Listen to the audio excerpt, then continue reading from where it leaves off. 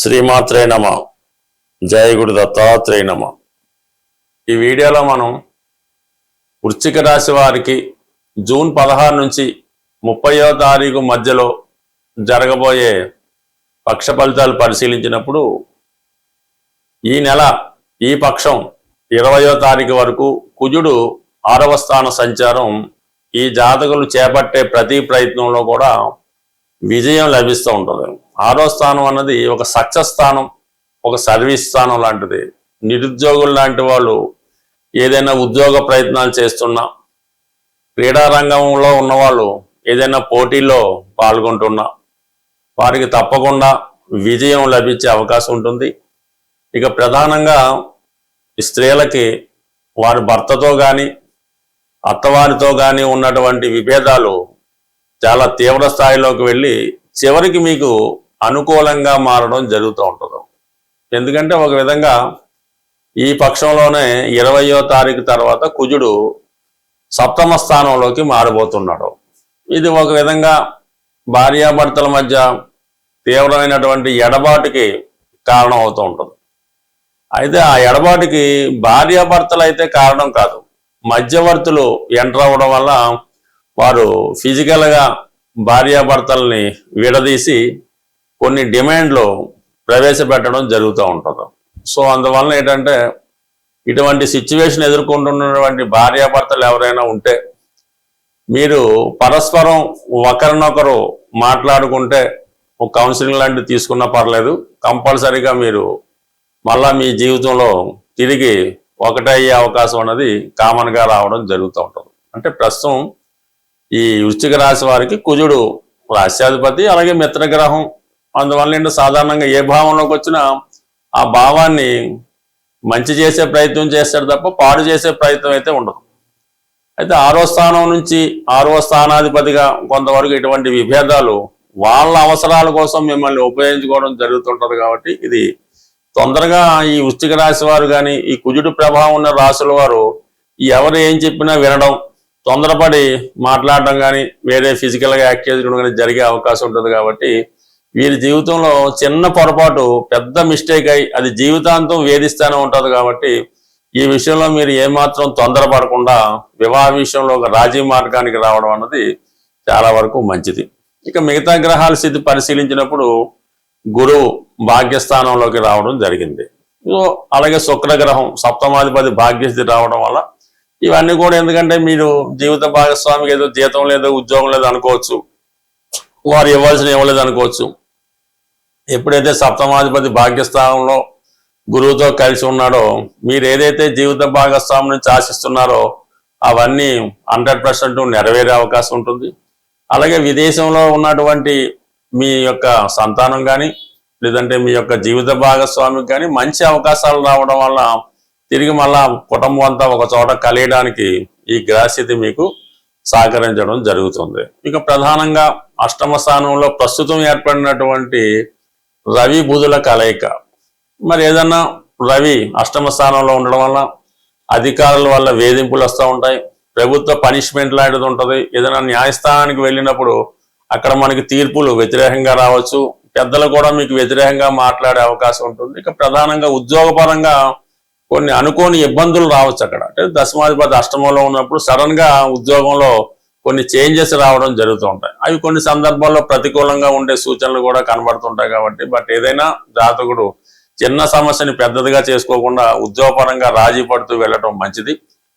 ఏదైనా కొంత ఇబ్బంది కలిగినా అది పూర్తిగా అది మీ చేతుల్లోనే ఉంటుంది తప్ప మీరు రాజీ మార్గంలో వెళ్తూ చిన్న చిన్న మిస్టేక్స్ సరి చేసుకుంటే అటు ఉద్యోగపరమైన విషయాల్లో కానీ వివాహ సమస్యల్లో కానీ చాలా వరకు మీ సమస్యకి 100% పరిష్కారం అన్నది దొరుకుతూ ఉంటుంది. ఇక గతంలో లాగా మీరు ఎట్టి పరిస్థితుల్లో కూడా ఎటువంటి స్పెక్యులేషన్ కానీ షేర్ మార్కెట్ కానీ ఈజీ మనీ కోసం ఆశపడడం కానీ ఈ బెట్టింగ్ లాంటివి పాల్గొనడం వల్ల గతంలో మాదిరిగానే నష్టపోవడం జరుగుతూ ఉంటుంది. ఈ విషయంలో చాలా జాగ్రత్తగా ఉండడం మంచిది.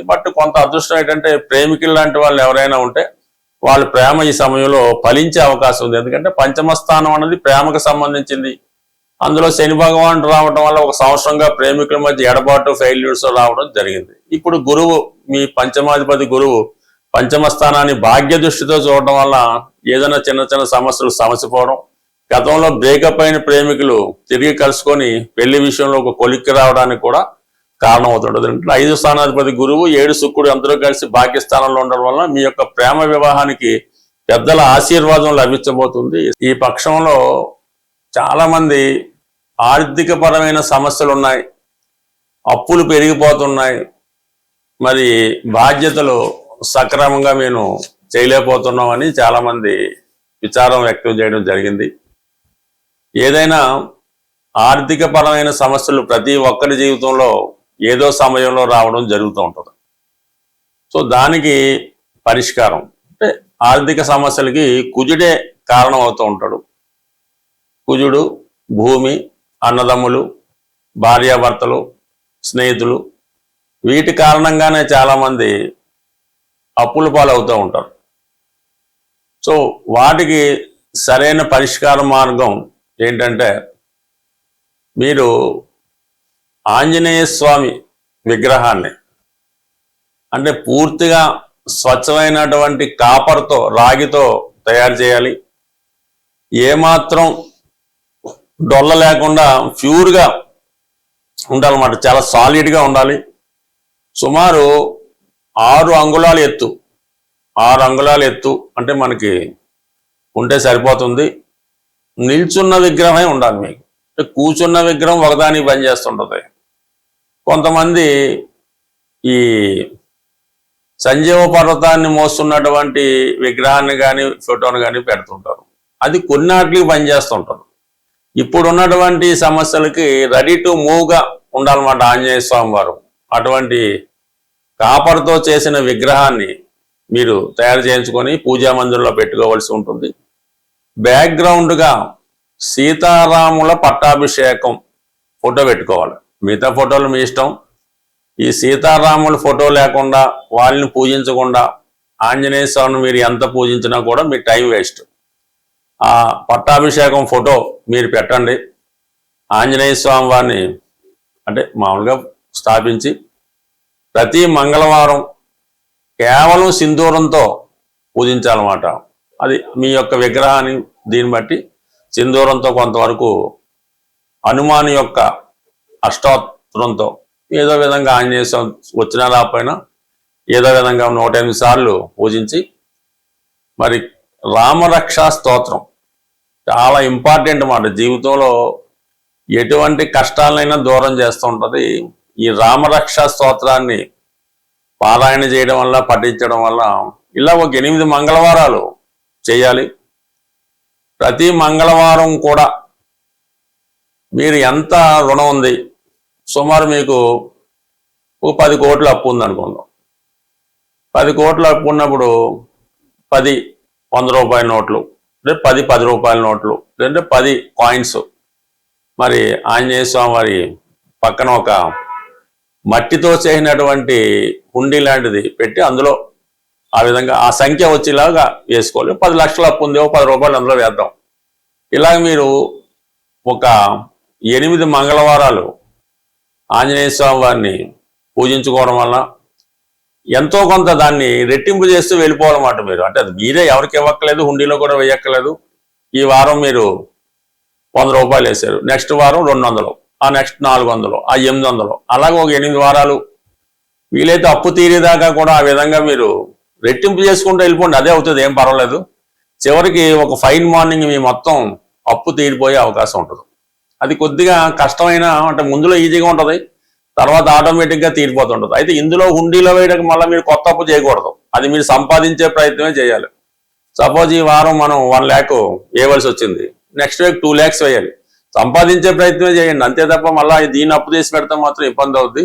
ఈ విధంగా అంటే మీ స్థాయిని బట్టి చేసుకోవడం వల్ల 100కి 100 రూపాయలు కొద్ది వారాల్లో ఈ రుణం అన్నది 100కి 100 రూపాయలు తీరిపోవడం జరుగుతుంది. దాని తర్వాత మీ యొక్క క్యాష్ బాక్స్లో కానీ, మీరు ఎక్కడైతే బీరువాలో బంగారు నగలు పెడతారో అందులో ఒక చిన్న ఎరుపు రంగు క్లాత్ కొత్తది లైనింగ్ లాంటిది తీసుకొని అందులో మీ యొక్క ఒక పిడికెడు కందులు, శుభ్రమైన కందులు ఒక పిడికెడేసి చక్కగా మూట కట్టి, మరి ఆ మంగళవారం రోజు ఆ కుజహోర జరుగుతుండగా మీ యొక్క క్యాష్ బాక్స్లో ఈ కందుల మూట పెట్టడం వల్ల ఈ రెమెడీ మీకు బాగా చక్కగా పనిచేసి మీకున్నటువంటి రుణ సమస్యలకి ఒక పరిష్కారం అన్నది 100కి 100 రూపాయలు దొరుకుతూ ఉంటుంది. ఇక దాని తర్వాత ఏంటంటే ఇది తీరిపోతూ కామన్గా ఎక్కువగా ఆర్థిక సమస్యలు తీరడానికి ప్రతి ఒక్కళ్ళు చేయవలసింది ఏంటంటే, మీకు ఏవైనా బలహీనతలు ఉంటాయి అంటే ఏ బలహీనత వల్ల మీరు రుణంలో పడ్డారో అది మీ మనసుకి తెలుస్తూ ఉంటుంది. వాటిని మీరు స్టాప్ చేయవలసి ఉంటుంది. అది పేకాట వల్ల, స్త్రీ వ్యసనం వల్ల, డ్రింకింగ్ వల్ల, అతి స్నేహం వల్ల, అక్కర్లేని బాధ్యతల వల్ల ఈ విధంగా కొన్ని జరుగుతూ ఉంటాయి. దాన్ని మీరు స్టాప్ చేయవలసి ఉంటుంది. కొద్ది కష్టమైనా సరే కంప్లీట్గా దాన్ని వదిలేయనమాట. అప్పుడు మాత్రమే మీరు ఆ రుణం నుంచి బయటపడతారు తప్ప మీకు ఉన్నటువంటి బలహీనత కంటిన్యూ చేసుకున్నంతకాలం మీరు ఆ రుణం నుంచి ఆ అప్పు నుంచి 100% బయటపడలేరు. కొంత కష్టమైన కొన్ని బలహీనతలను పక్కన పెట్టి ఆదిత్య హృదయం ప్రతిరోజు చదవడం మరి మీ యొక్క రుణ సమస్యలకి ఇది కంప్లీట్గా పరిష్కారం చెప్పే అవకాశం ఉంటుంది. స్వస్తి.